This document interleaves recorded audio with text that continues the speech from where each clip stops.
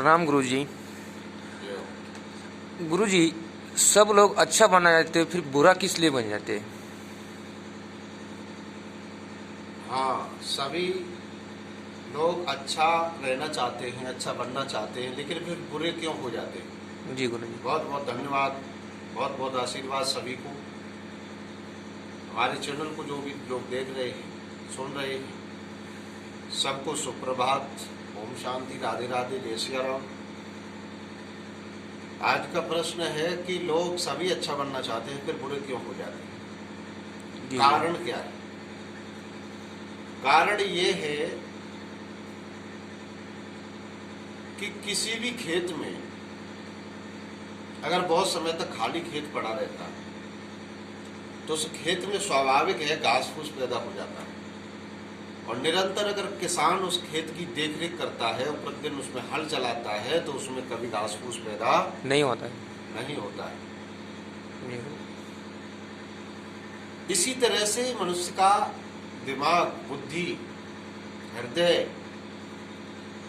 अगर इसमें गुरु रूपी किसान प्रतिदिन अपने ज्ञान रूपी हल को चलाता रहेगा और अपने विचारों के बीज बोता रहेगा तो इस हृदय रूपी खेत में फसल रूपी जो विचार हैं अच्छे अच्छे वो अपने आप पैदा होने लगे। इसके लिए हमें माँ की शरण में जाना चाहिए, पिता की शरण में जाना ही चाहिए। माँ बाप से बात नहीं करते हैं तो अच्छे गुरु की शरण में जाना चाहिए। अच्छा गुरु भी नहीं मिलता है तो सच्चे मित्र की शरण में जाना चाहिए। अच्छा सलाहकार मिल जाए आपको, अच्छा ज्ञानी बुद्धिमान मिल जाए, उसकी शरण में जाना चाहिए ताकि आपको अच्छे विचार सुनने को मिले। किसी के घर में आप जाते हैं, आजकल का जमाना है कि दोस्त से बहुत समय तक अगर दोस्ती भी रखनी है तो 3 चीज का ध्यान रखें। जी। पहले तो मित्र के साथ धन संबंधी लेन देन ज्यादा न करें, नहीं तो दोस्ती टूट जाएगी। किसी बात को लेकर के दोनों तरफ से बराबर बहस न की जाए, नहीं तो दोस्ती टूट जाएगी। और तीसरा कारण है कि मित्र की अनुपस्थिति में उसके घरवाली से बात न करें, नहीं तो दोस्ती टूट जाएगी। जी। ये 3 चीज अगर आपने अपना ली तो बहुत समय तक आप अपनी मित्रता निभा सकते हैं। और जितने आप अच्छे ग्रंथों, पुराणों, वेदों की शरण में जाएंगे, पढ़ेंगे, आप प्रतिदिन अगर आप ये संकल्प कर लें कि मैं रामचरितमानस को या गीता को पढ़ेंगे या अच्छी अच्छी बातें सुनेंगे, बस गुरु जी से मैं अच्छी अच्छी 5 मिनट प्रतिदिन विचार सुनेंगे, वो विचार आपके एक दिन हृदय में उतर जाएंगे और इस हृदय रूपी खेत में विचारों की खेती इतनी सुंदर होगी कि फसल जब ज्यादा हो जाती है तो हम लोग दूसरों को बांटते हैं। जी। जब अच्छे विचार पैदा होने लगेंगे आपके अंदर तो आप भी दूसरों को समझाना शुरू कर देंगे। जी। तो इसका मतलब ये है कि मुझे अच्छे ग्रंथ, वेद, पुराणों की शरण में जाना चाहिए। अगर वो नहीं पढ़ते हैं तो हमें गुरु की सानिध्य में प्रतिदिन संकल्प के साथ बैठना चाहिए। हम 5 मिनट या 7 मिनट गुरु की शरण में निश्चित ही जाएंगे, बैठेंगे, सुनेंगे और समझेंगे और अमल करेंगे। ये संकल्प लेके बैठना चाहिए। जो जितना सुनता है वो उतना ही आगे बढ़ता है।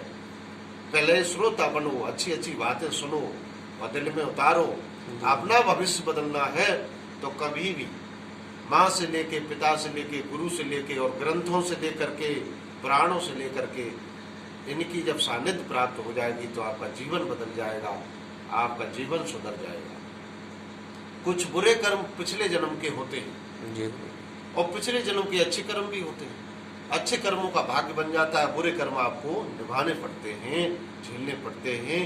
तो बुरे कर्म अगर आपके हैं भी तो आप अच्छे कर्मों से बुरे कर्मों को आप ढक सकते हैं। जी।